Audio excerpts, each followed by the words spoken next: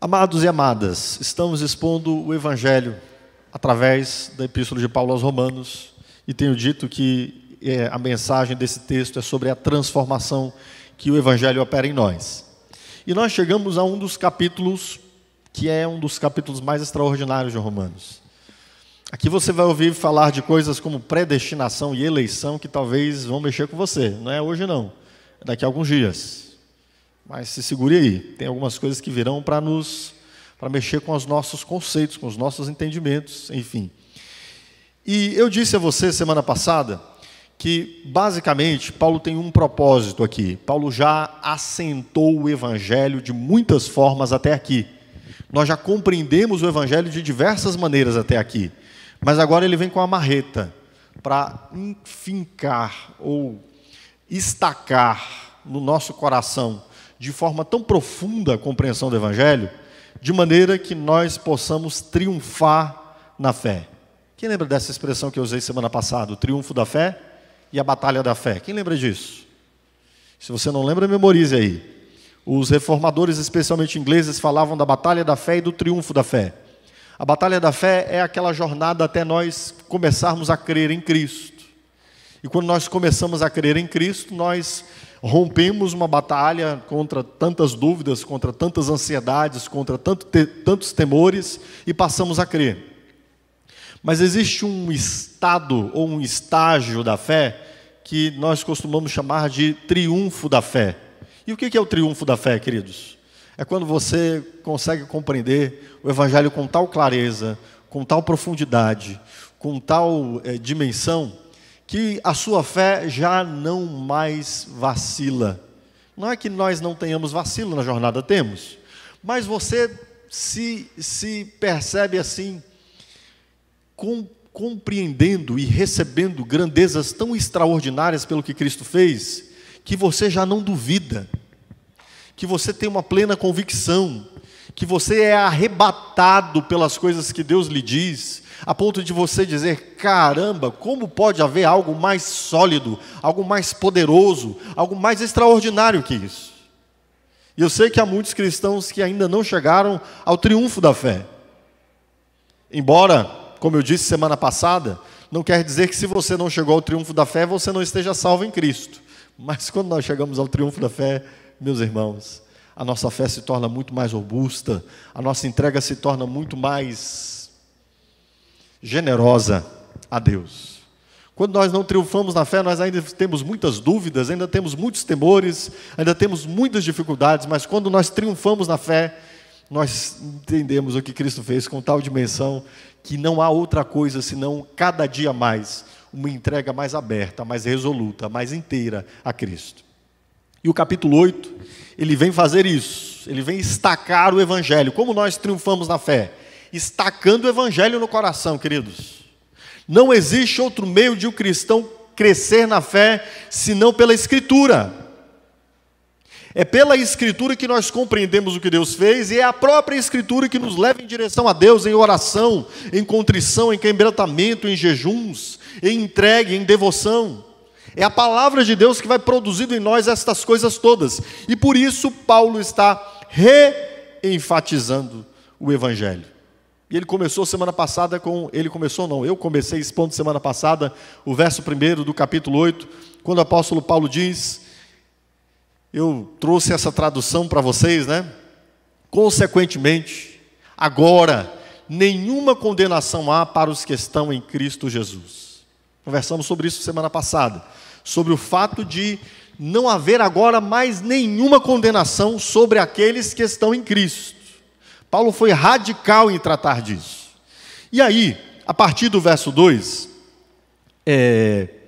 nós poderíamos, com essa declaração de Paulo, dizendo que já não há condenação para nós, a partir do verso 2, Paulo passa a explicar por que não há mais condenação para nós.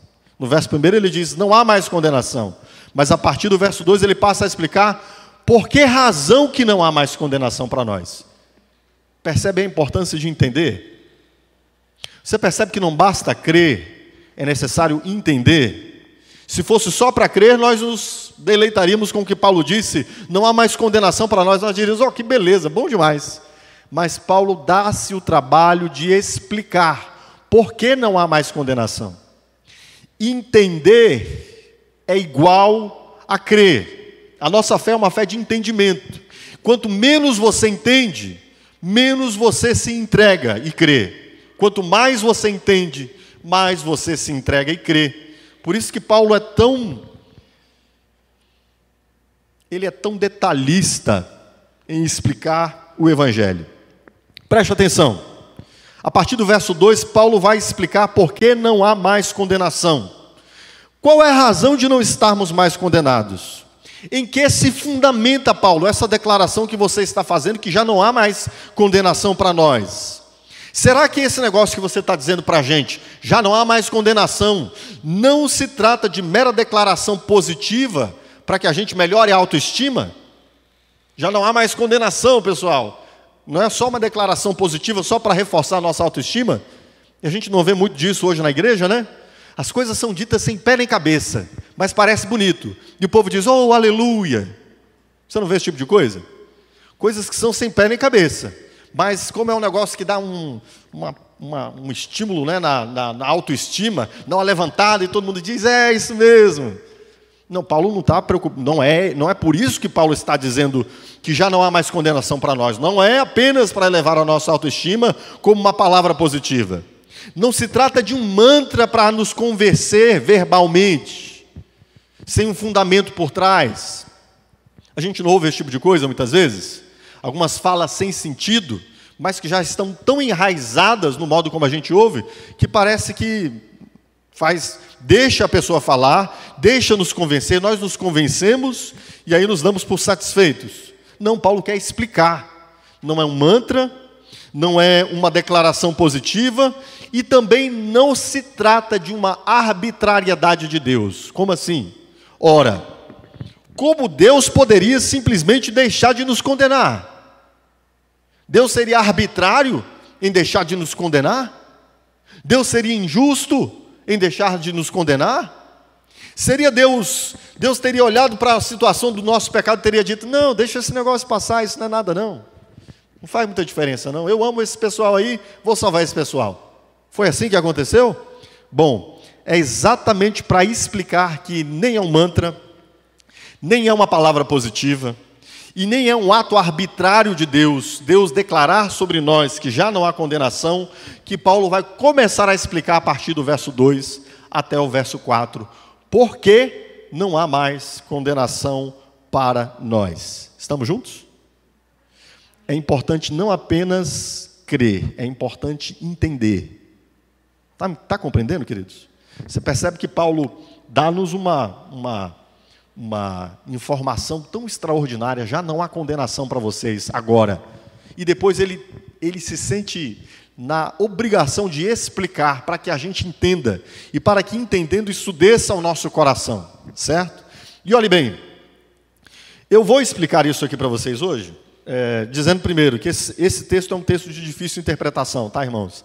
Muitos bons intérpretes ao longo de toda a história da igreja, quer intérpretes de hoje, quer intérpretes de ontem, lidaram com esse texto com uma certa dificuldade num ponto aqui que eu vou explicar para os irmãos, mas eu vou explicar por que a gente se posiciona à luz desse ponto de um determinado jeito. Então você já percebeu que você vai precisar parar para buscar entender, né? Fica alerta aí, tá? Não desvia a atenção não, ok? Tá bom? E segundo, queridos, eu vou explicar esse texto à luz de uma coisa que a gente chama dos pactos de Deus, ou das 3 alianças de Deus. Já ouviu falar disso? Os 3 pactos de Deus, ou as 3 alianças de Deus? Já ouviu falar? Sim ou não? Pacto das obras, pacto da graça e o pacto da redenção. Já ouviu falar disso? Se você não ouviu falar disso, ou se você já ouviu falar, eu queria que você atentasse para essa linguagem, essa ideia, porque essa ideia que Paulo está desenvolvendo aqui, e essa é uma ideia importantíssima de nós entendermos, tanto para a nossa fé, quanto para nós comunicarmos a fé. Às vezes a gente não sabe como compartilhar a fé com alguém. E essa ferramenta, o pacto das obras, o pacto da graça e o pacto da redenção, ou aliança das obras, aliança da graça e aliança da redenção, é uma ferramenta para a gente comunicar o Evangelho. Às vezes você não sabe como falar de Cristo com alguém, e essa é uma excelente ferramenta. Sabe aquele tipo de conversa que você só tem 10, 15, 20 minutos para conversar com alguém? Num voo, num ônibus, em alguma coisa parecida? Então atente para esse sermão, não apenas para que você compreenda o que Paulo disse, mas para que você capture essa ferramenta também para proclamar o Evangelho. Beleza? Estamos juntos aqui? Então vamos lá. Vamos começar com o que Paulo diz. Paulo disse: vocês estão livres da condenação.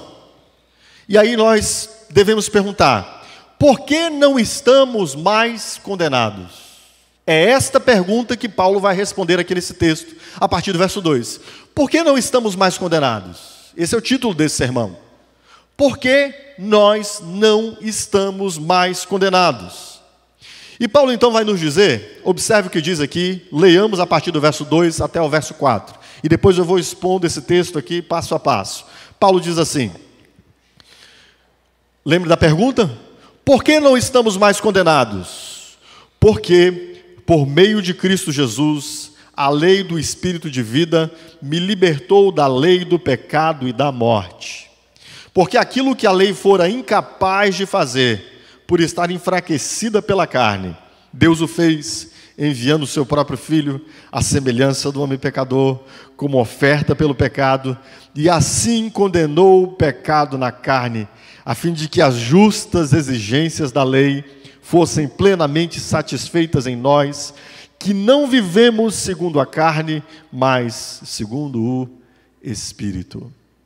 Bom, eu sei que talvez não dá para entender tudo isso numa primeira leitura, esse é um texto denso, a gente vai precisar descompactar, mas entenda o que Paulo está tratando. Por que não estamos mais condenados? E a primeira resposta que Paulo vai dar é esta aqui: porque fomos livres da lei do pecado e da morte, e assim fomos livres do pacto das obras. Olha o que diz o verso de número 2.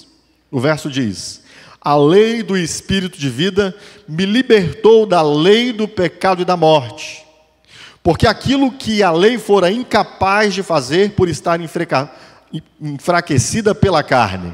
Paulo está falando que Cristo nos libertou da lei do pecado e da morte, e que a lei ela própria era incapaz de realizar aquilo que só Deus pôde fazer.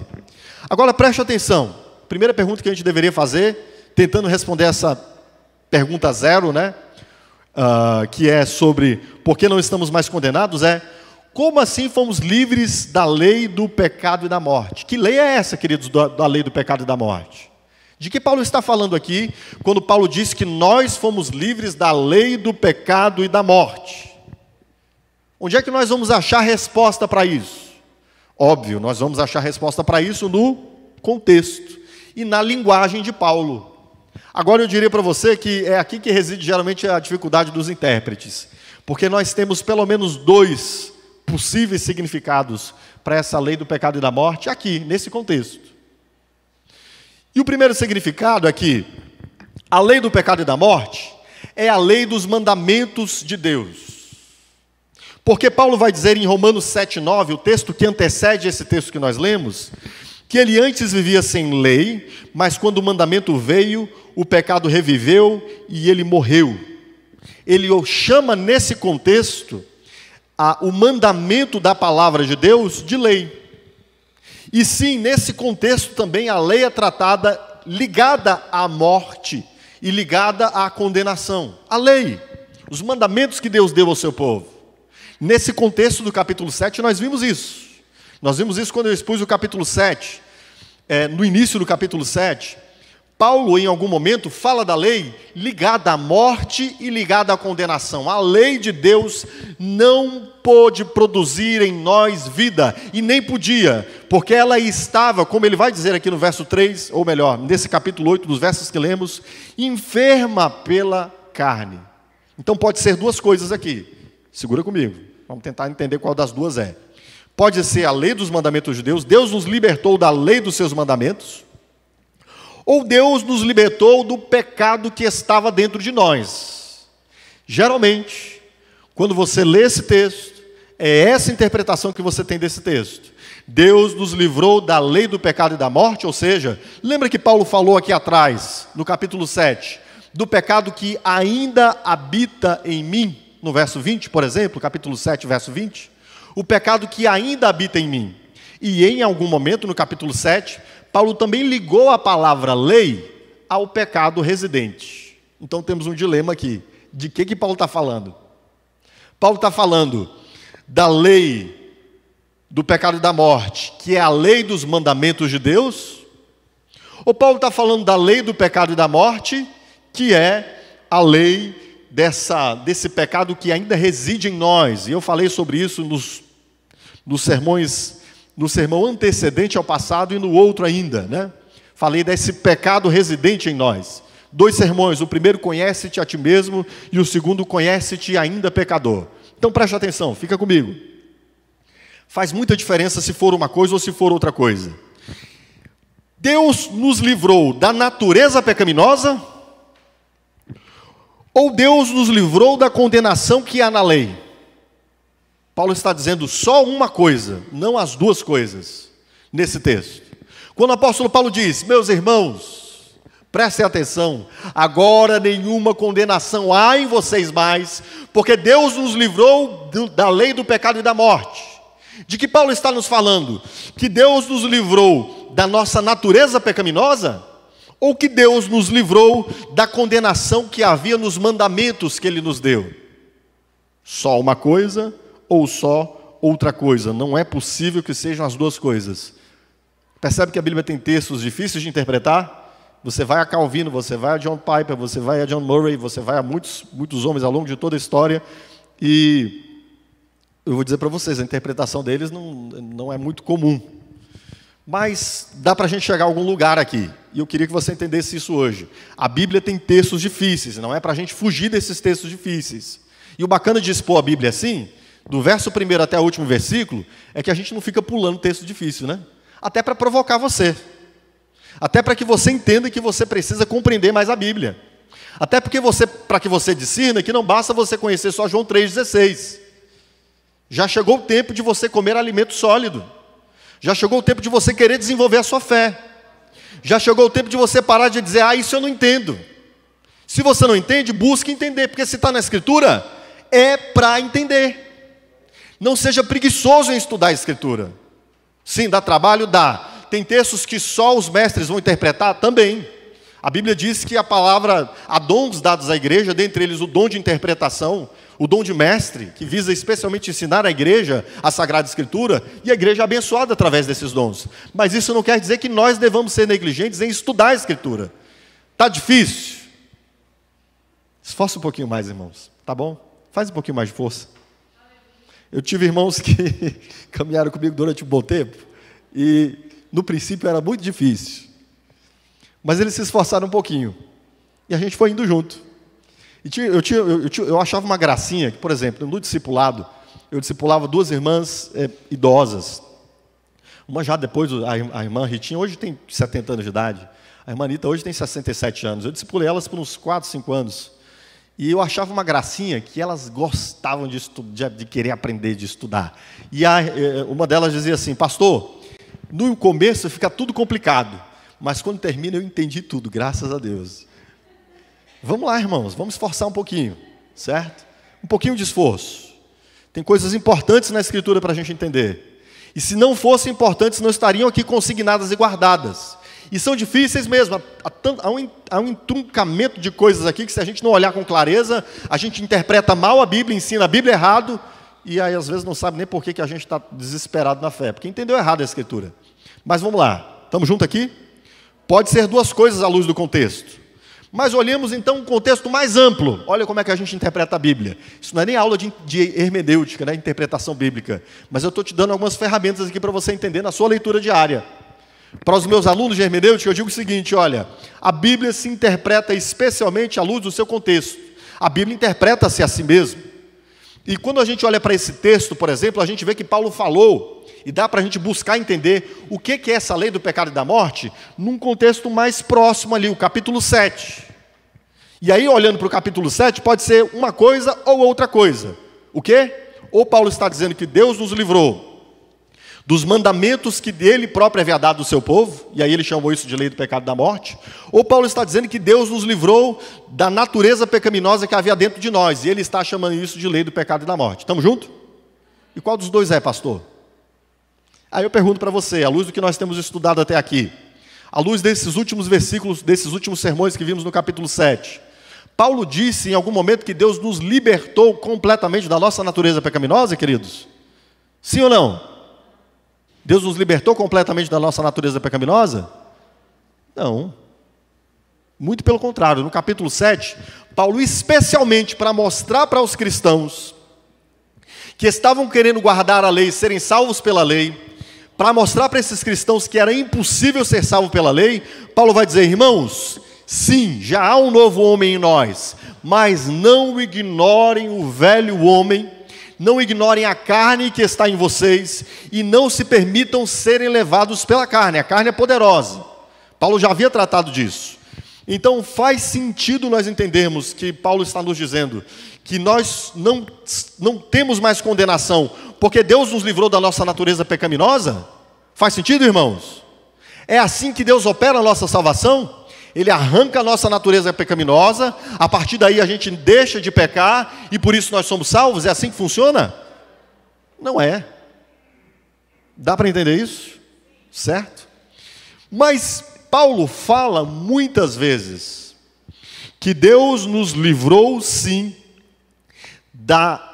do contexto em que nós estávamos envolvidos com os seus mandamentos, que acabavam incorrendo sobre nós, os mandamentos de Deus acabavam incorrendo sobre nós em morte e em pecado. No capítulo de número 7, no verso de número 10 e verso 11, abre a sua Bíblia comigo aí, capítulo 7, verso 10 e 11, Paulo liga a lei dos mandamentos que Deus deu ao seu povo, a consequência do pecado e da morte. Olha o que Paulo vai dizer no verso 10 e 11. Paulo vai dizer, descobri que o próprio mandamento destinado a produzir vida, que mandamento destinado a produzir vida, queridos? Os mandamentos que Deus havia dado ao seu povo através de Moisés, que eram destinados a produzir vida. E ele diz, descobri que o próprio mandamento destinado a produzir vida, na verdade produziu o quê? Morte. Pois o pecado, aproveitando a oportunidade dada pelo mandamento, percebe que o pecado e a morte estão ligados ao mandamento? O mandamento produz morte, e o pecado ele acha oportunidade por causa do mandamento. Ele enganou-me, diz Paulo, do mandamento, por meio do mandamento me matou. Percebe aqui? Então, de que lei Paulo está dizendo que Deus nos libertou? E ele, nessa circunstância, chama essa lei de lei do pecado e da morte. Que lei é essa, queridos? A lei dos mandamentos. A lei dos mandamentos. Deus nos libertou da lei dos mandamentos.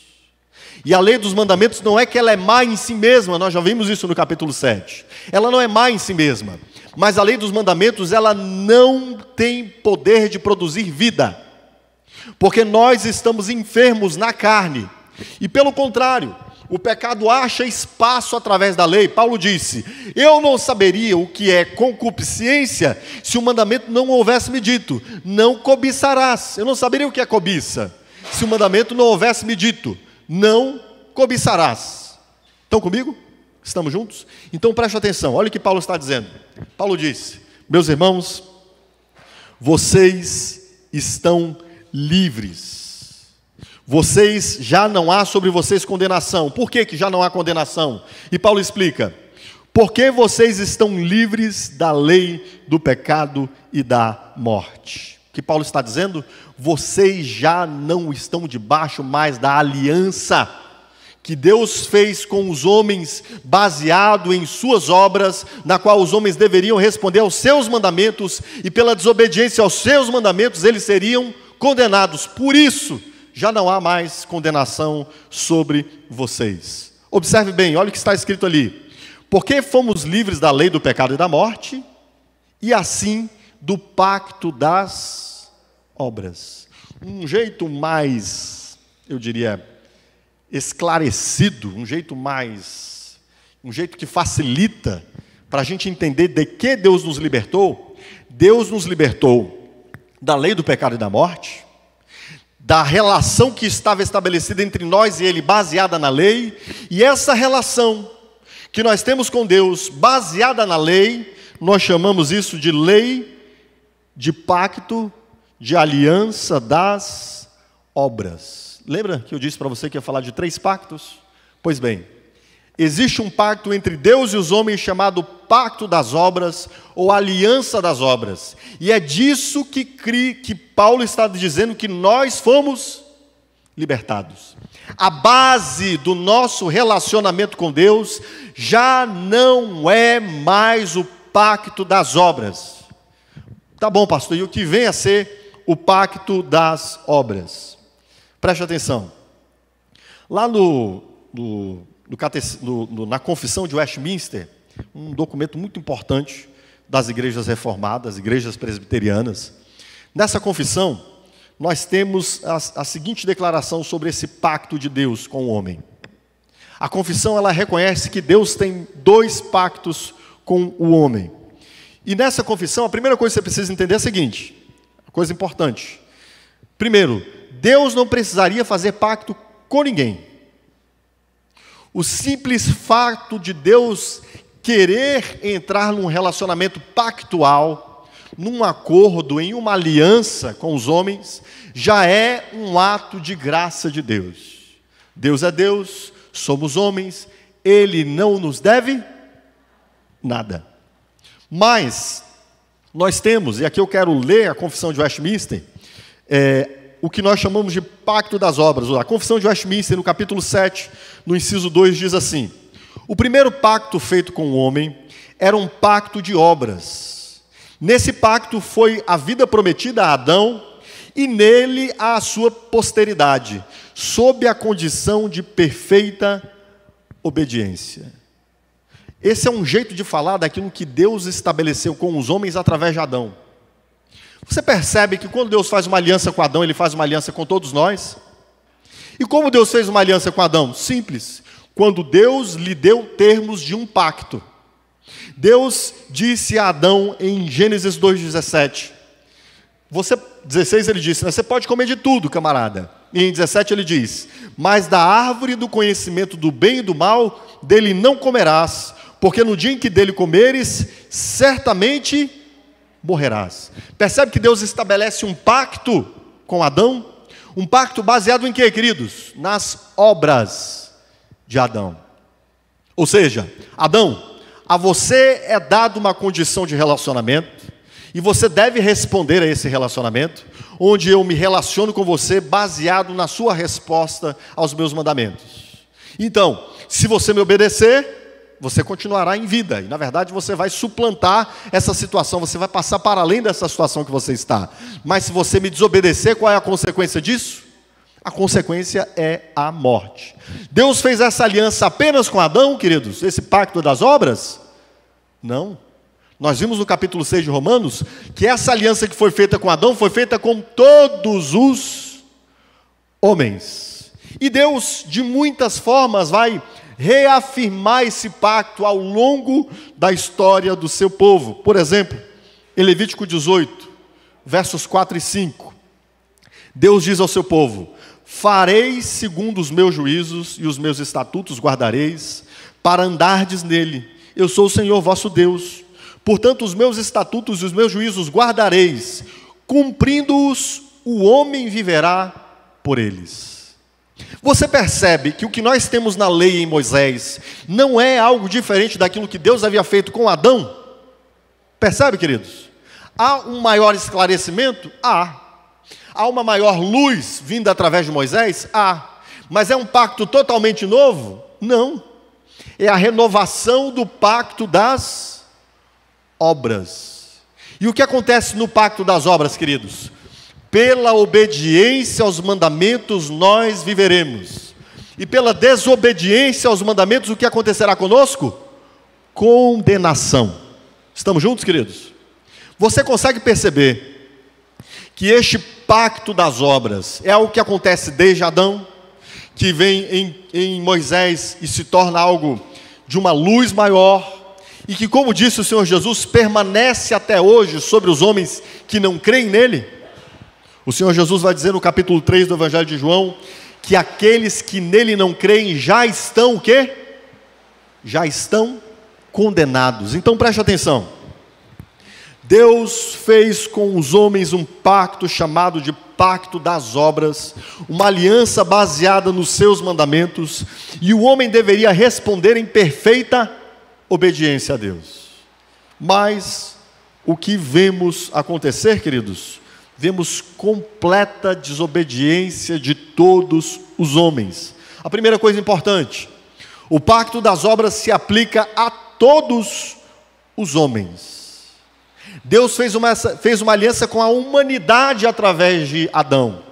É lógico, Deus a estende especialmente ao seu povo em Moisés, também especialmente para que o seu povo entenda mais claramente o pacto das obras. Mas essa aliança, a primeira feita em Adão, o pacto das obras adâmico, feito em Adão, ele é estendido a todos os homens. E aí, alguém poderia dizer: mas por que eu deveria me sujeitar a um pacto desse com Deus? Eu não assinei nenhum contrato, eu não fiz nenhum acordo, eu não autentiquei minha assinatura nesse negócio. Aí eu pergunto para você: você acha que seria razoável que seu filho perguntasse para você: por que, pai, você acha que eu tenho que obedecer você só porque você é meu pai? O que você faria se seu filho dissesse isso? Pai, imagina, um filho de 5 anos. Pai, por que o senhor acha que eu tenho de obedecer você só porque o senhor é meu pai? Faz sentido essa pergunta do filho? Nenhum. Quer queira, quer ele não queira, já há constituída pela própria natureza uma autoridade sobre ele, que é a daquele que o gerou. Entende? Desse mesmo sentido, este pacto que Deus fez com todos os homens, quer os homens queiram, quer não queiram, eles sabem que estão debaixo deste pacto. Deus ordena a todos os homens que o adorem, que o amem, que o sirvam, que o temam, que o obedeçam, que se rendam a Ele. E todos os homens estão debaixo desse pacto com Deus. Pastor, eu não sou cristão. Não me interessa se você não é cristão. Você nasceu? Você tem vida? Você é um ser vivente? Então você deve a Deus. Entende isso? Estão comigo? Este pacto das obras é um pacto que Deus estabeleceu com Adão, e através de Adão com todos os homens, e neste pacto todos os homens devem a Deus obediência, simplesmente por Deus ser Deus. É claro que na rebeldia do filho, o filho às vezes até diz esse tipo de coisa, né? Por que, pai, se eu acho que eu devo te obedecer só porque o senhor é meu pai? Mas ele sabe, bem lá no fundinho, especialmente quando a gente é criança, né? Quando a gente é criança, a gente tem um temor ali, parece mais agudo de desobedecer nossos pais, né? Eu lembro da primeira vez que eu me entendi, é claro que eu já devia ter feito isso muitas vezes. Eu lembro disso porque minha mãe era grandona para mim, né? Ou seja, eu devia ter ali uns 3 anos de idade, 4. Eu olhei para minha mãe assim, grandona, e eu senti um pesado no meu coração tão profundo por uma coisa que eu tinha feito contra ela. E que de repente, pum! Eu ainda lembro dessa cena, irmão? Você tem alguma cena aí de 4 anos na memória? Eu tenho essa cena. Um dia em que eu desobedeci minha mãe é baixinha, os irmãos sabem, né? Pequenininha. E eu olhei para minha mãe assim e falei: meu Deus, o que eu fiz contra minha mãe? Embora a gente ignore e diga: por que eu deveria estar nessa aliança com Deus? Na verdade, se nós olharmos com fidelidade, reconheceremos: devemos a Deus. Nele nós nos movemos, nele nós respiramos, dele veio a nossa vida. Você só existe porque Ele quis, você só está em pé porque Ele quer. Só há cordas que sustentam a sua vida porque estão nas suas mãos, e no dia que o Senhor desviar os seus olhos de você, você se tornará pó de novo, porque Deus é Deus e você é homem. Certo, irmãos? Amém? Então sim, no pacto das obras todos os homens estão envolvidos, e no pacto das obras todos os homens pecaram. Não houve ninguém que tenha respondido a Deus em perfeita obediência, de tal modo que o pacto das obras, ou o pacto dos mandamentos, quando Deus ordena aos homens que obedeçam, e por essa obediência os homens viveriam ou seriam condenados, o que aconteceu com todos os homens nesse pacto? Todos, disse o apóstolo Paulo em Romanos 3:23, todos pecaram e ficaram destituídos da glória de Deus. O problema é o pacto? Não. O problema são os mandamentos? Não, já vimos isso. Inclusive na semana retrasada. O problema é a natureza corrupta e o nosso pecado cometido contra Deus. Nós éramos incapazes de atender às justas exigências da lei de Deus. E é disso que Paulo está falando, queridos. Vocês já não há mais condenação, queridos, sobre vocês. Por quê? Pelo Espírito de vida, Deus libertou vocês do quê? Do quê, queridos? Da lei, do pecado e da morte. Deus libertou vocês desse pacto de obras, onde os mandamentos, embora fossem mandamentos vivos de Deus, eles não conseguiam produzir outra coisa em nós e agregar outra coisa, senão conjugar-se para que operasse em nós o quê? A morte e a condenação. De que Deus nos livrou? Deus nos livrou do pacto das obras. Nós já não nos relacionamos com Deus baseados em nossas obras. Estão me entendendo? Acabou o pacto das obras para aqueles que estão em Cristo, e por isso é que já nós não temos nenhuma condenação sobre nós. Mas o que Paulo está dizendo? Fomos livres então da consequência dos pactos, do pacto das obras, que seria a condenação. Qual é a consequência do pacto das obras, queridos? A condenação. Fomos livres disso? Sim. Mas fomos livres pelo quê, queridos? Como? Diz a pergunta inicial desse sermão. Como poderia ser? Por que nós não estamos mais condenados? Primeiro, porque Deus nos livrou do pacto das obras. E segundo, queridos, porque fomos unidos a Deus pelo pacto da graça. Olha o que aconteceu conosco. Observe os versos de 2, verso 3, especialmente. Paulo vai dizer: porque por meio de Cristo. Paulo disse: vocês foram livres da lei do pecado e da morte. Pelo que vocês fizeram? Pelo que vocês fizeram? Por meio de Cristo. A lei do Espírito de vida me libertou. Quem nos libertou, queridos? Nossos feitos? Nossas capacidades? Nossos méritos? A lei do Espírito de vida nos libertou. Porque aquilo que a lei foi incapaz de fazer por estar enfraquecido pela carne, o que aconteceu? Olha o que diz, olha que lindo diz o verso 3, queridos. Deus o fez. Deus o fez. Aquilo que era a finalidade da lei cumprir em nós, nós apresentarmos a Deus perfeita obediência. Quem fez? Deus o fez. Por meio de quem? Por meio de Cristo. Pela operação de quem? Pela operação do Espírito Santo de Deus. Isso aqui, queridos, é o que nós chamamos de pacto da graça. Nós somos ligados a Deus. Deus nos livra do pacto da lei, através da obra de Cristo, pela operação do Espírito, de um modo que é Deus quem o faz. A nossa aliança com Deus já não está mais baseada naquilo que nós fazemos. A nossa aliança com Deus está apenas, somente baseada naquilo que Deus faz. Consegue entender isso? Por que Paulo está dizendo que nós somos livres da condenação?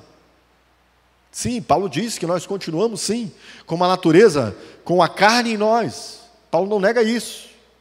E como é que a gente vai fazer, pastor? Já que a carne continua em nós, será que eu posso me manter firme? Como é que Paulo me disse, então, que já não há condenação sobre mim? Paulo está te explicando, sabe por quê, meu irmão?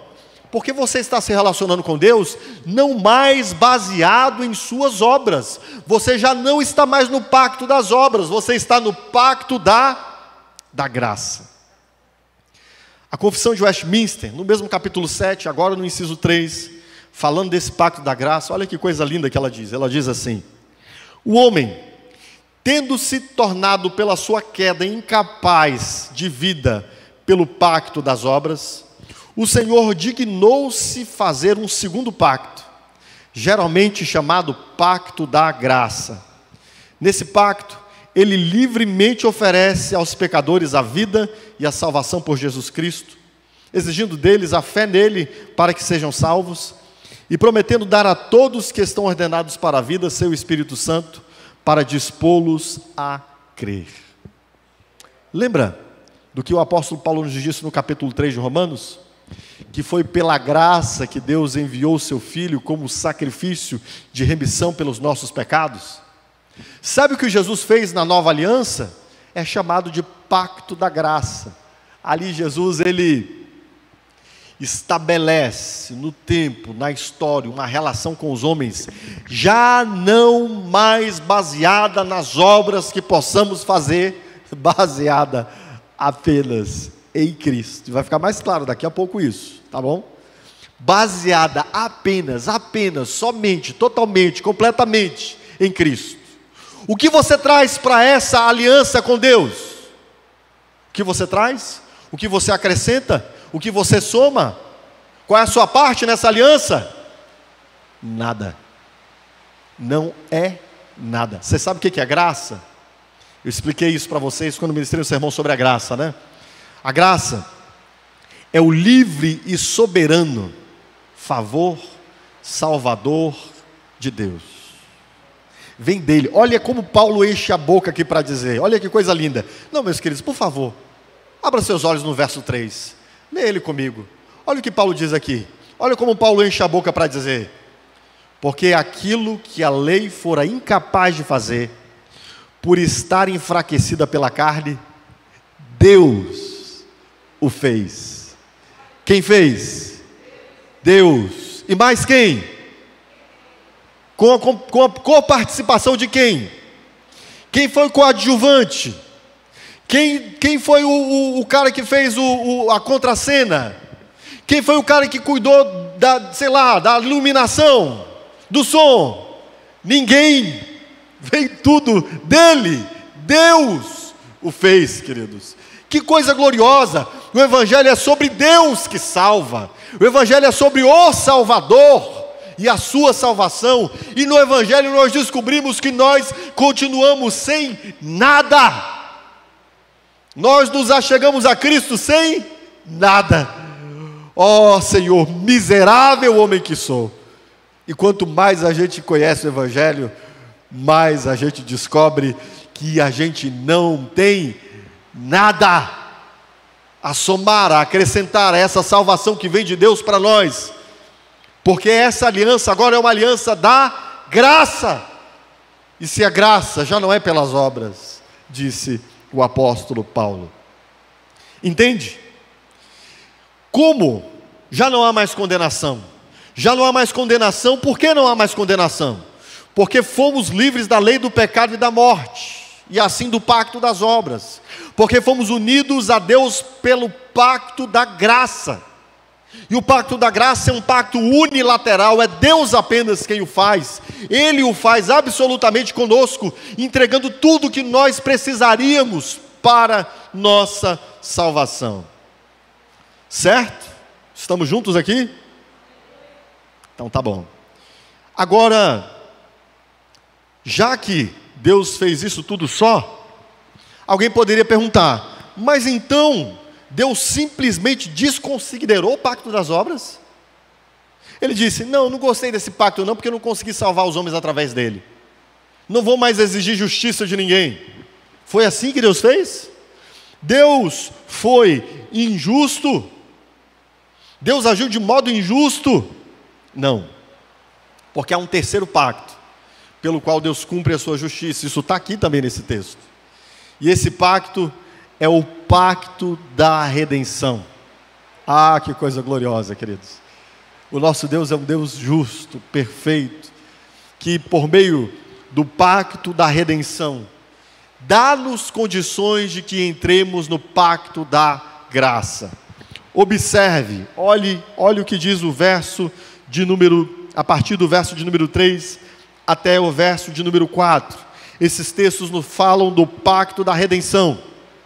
Ele diz assim: Deus o fez, enviando o seu próprio Filho, à semelhança do homem pecador, como oferta pelo pecado, e assim condenou o pecado na carne, a fim de que as justas exigências da lei fossem plenamente satisfeitas em nós, que não vivemos segundo a carne, mas segundo o Espírito.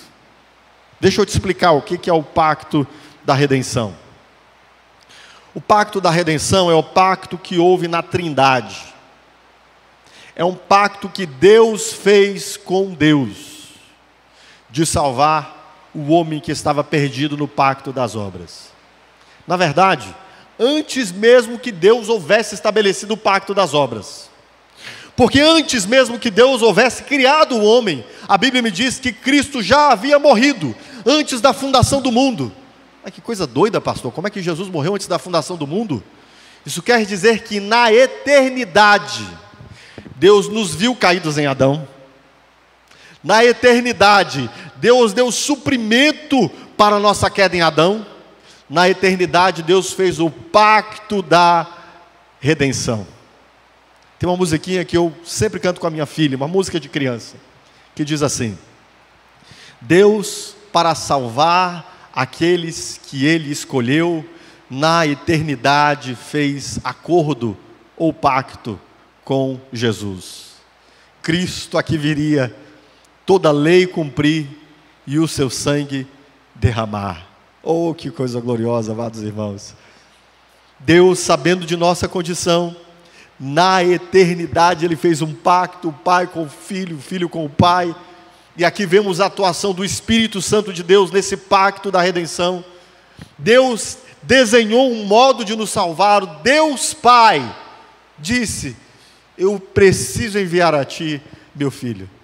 E Deus Filho disse: aqui estou eu para cumprir o conselho da tua vontade. E o Espírito Santo, que é Deus também, veio operar esse pacto em nós. E em que consiste o pacto da redenção, queridos? O pacto da redenção consiste em que Cristo veio cumprir o pacto das obras, de um modo que nenhum de nós pôde cumprir. O que Cristo veio fazer? Cumprir o pacto das obras. Olha o que diz esse texto onde nós lemos no verso 3. Primeiro, que Deus envia o Filho. Segundo, que Ele é enviado à semelhança do homem pecador como oferta pelo pecado. A semelhança do homem pecador, mas não pecador. Cristo não pecou, não desobedeceu, Ele foi perfeitamente cumpridor do pacto das obras. E ainda assim, Ele foi ofertado como oferta pelo pecado. Deus não foi injusto ao nos salvar, porque pelo pacto da redenção, Deus resolveu o problema da nossa condenação. E o que aconteceu? Cristo vem, Ele cumpre, Ele obedece a lei de modo perfeito, os mandamentos de Deus. Aquilo que Deus disse para Adão, a Cristo obedeceu de modo perfeito, queridos. Não houve nenhuma falha nele, não era possível encontrar nele pecado. Ele era perfeito, reto, justo, santo e bom. E Cristo cumpre perfeitamente esse pacto das obras. Para quê? Para quê, queridos? Para que aquilo que Ele fez fosse creditado a você. Entende por que Deus não é injusto? Quando Ele troca a nossa relação com Ele de uma relação de obras para uma relação de graça, Deus não é injusto. Ninguém vai poder chegar diante de Deus, como a gente ouve algumas pessoas soberbas e arrogantes hoje em dia, dizendo: puxa Deus, não, esse negócio está errado. Eu sou um cara muito legal, esse camarada ontem fazia isso, aquilo e aquilo outro, e agora ele diz que crê em ti, que é salvo. Isso não é justo. Ninguém nunca vai poder levantar diante de Deus uma questão semelhante a essa, Sabe por quê? Porque Deus foi justo em julgar esse indivíduo, matando ele em Cristo e dando a vida de Cristo a ele. Estão comigo? Estamos juntos? Olha por que Paulo está dizendo que já não há mais condenação para nós, queridos. Primeiro, a condenação é consequente ao pacto das obras. Mas o que Deus fez? Deus simplesmente nos libertou. Deus nos libertou, queridos.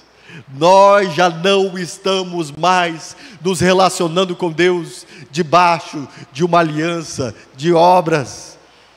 Não estamos mais. O que Deus fez conosco? Deus nos colocou num pacto de graça, a nova aliança, do sangue do seu Filho. Queridos, como isso é glorioso. Como nós precisamos dilatar na compreensão disso. Como nós precisamos entender que essa aliança, queridos, ela é uma aliança feita no corpo e no sangue de uma só pessoa, de Cristo.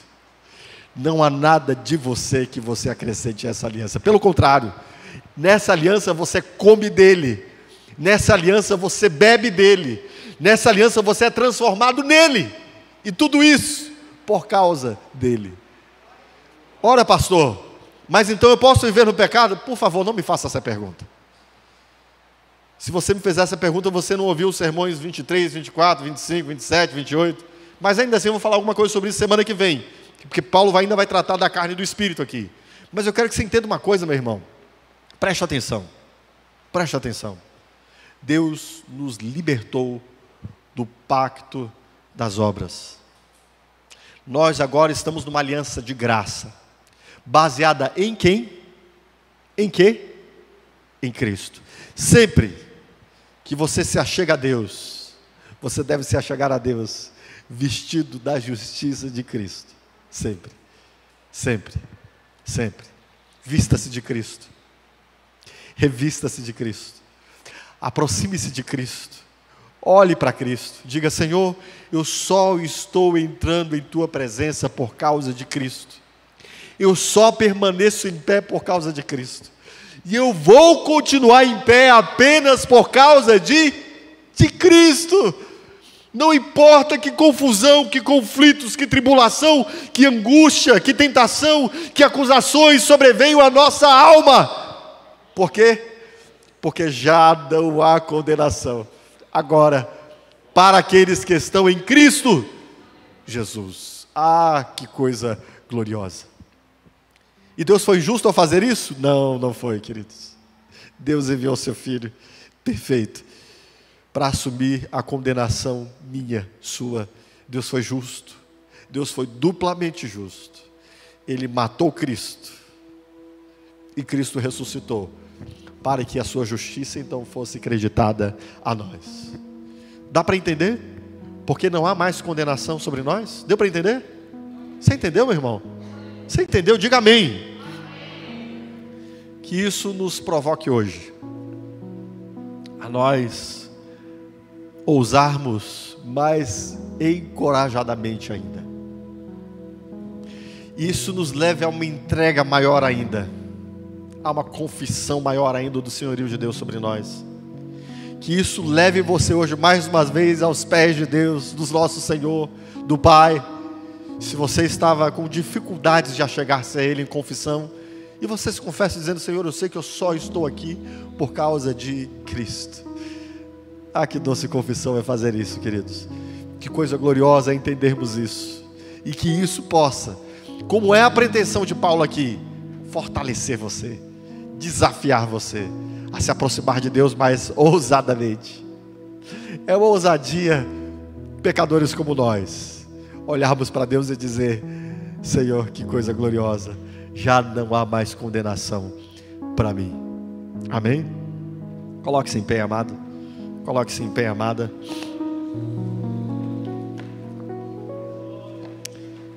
Eu gostaria de orar a Deus agradecendo por essa... Irmãos, que coisa... E a gente vai continuar vendo algumas coisas aqui ainda muito gloriosas. Mas agradeça a Deus, meu querido, por essa provisão tão grande por essa segurança tão forte. Agradeça a Deus porque Ele nos chamou do pacto das obras para um pacto de graça. E talvez se você hoje me diga: pastor, mas o senhor não sabe o quanto eu já pequei. Você não sabe ainda, você não entendeu ainda como é que Deus se relaciona com você. Que hoje possa você ser despertado a entrar nessa aliança de graça, se você ainda não está nessa aliança de graça com o Senhor. De você confessar que é apenas Cristo, é somente Cristo mesmo. Você não tem nada mesmo. Você é um pecador mesmo. Mas graças a Deus que o Evangelho é a salvação de pecadores, queridos. Amém? Glória a Deus. O Evangelho é a salvação de pecadores. Neste momento, curva a sua cabeça. Eu não sei que tipo de oração você precisa fazer. Se uma oração de confissão, uma oração de confiança, uma oração de agradecimento, mas que você tenha na sua mente agora esta declaração de Paulo e o porquê dela. Repita comigo: já não há nenhuma condenação para aqueles que estão em Cristo, porque Deus nos livrou do pacto de obras, nos trouxe ao pacto da graça, pelo pacto da redenção. Oremos. Senhor, obrigado. Se nós continuássemos olhando para o nosso estar em Ti, o nosso permanecer em Ti, baseado no pacto de obras, nenhum de nós prevaleceria. Mesmo depois de termos nos achegado a Ti, nenhum de nós tem justiça própria suficiente para permanecer em Ti. Nossos recursos são ilusão. Os nossos recursos são nada. Mas obrigado, porque o Senhor nos libertou da lei, do pecado e da morte. Nós já não estamos mais aliançados contigo no pacto feito em Adão.